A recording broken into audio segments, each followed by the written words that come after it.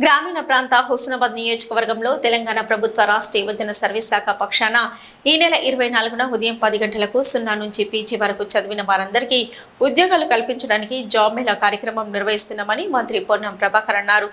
సిద్దిపేట జిల్లా హుస్నాబాద్ మంత్రి కార్యాలయంలో జాబ్ మేళా పోస్టర్ను ఆవిష్కరించారు. ఈ జాబ్ మేళా కార్యక్రమంలో సుమారు 5,000 ఉద్యోగాలు నిరుద్యోగులకు కల్పించబడతాయని అన్నారు.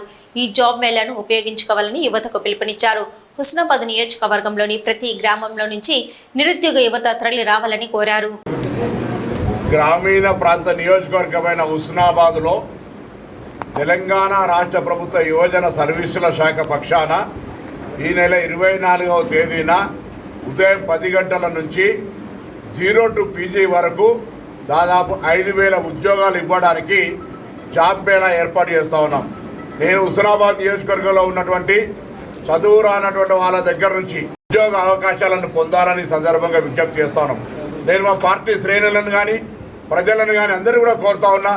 నేను ఒక యువజన విద్యార్థి నాయకుడిగా వచ్చిన తర్వాత ఈ నియోజకవర్గంలో విద్యార్థి సంబంధించి ఉద్యోగ ఉపాధి అవకాశాలకు సంబంధించి వ్యవసాయ ఆరోగ్యానికి సంబంధించిన ప్రత్యేక ప్రాధాన్యత ఇచ్చే విధంగా కార్యక్రమం తీసుకునేదో భాగంగా ఈ జాబ్ మేళా జరుగుతూ ఉంది. దయచేసి హుస్నాబాద్ నియోజకవర్గంలో ప్రతి గ్రామం నుంచి నిరుద్యోగులుగా ఉన్నటువంటి వాళ్ళందరూ రండి.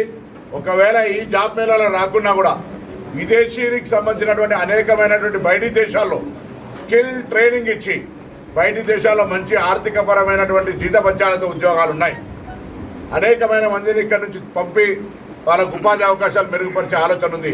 కాబట్టి జాబ్ మేళాకు సంబంధించిన కార్యక్రమం 24వ తేదీ తిరుమల గార్డెన్ 0 నుంచి పీజీ వరకు జరిగేటువంటి ఈ కార్యక్రమం లోపల యువజన సర్వీసుల శాఖ తెలంగాణ ప్రభుత్వం నుంచి జరిగేటువంటి ఈ జాబ్ మేళాలో హుస్నాబాద్ నిరుద్యోగ యువత అందరూ పాల్గొనాలని కోరుతాం.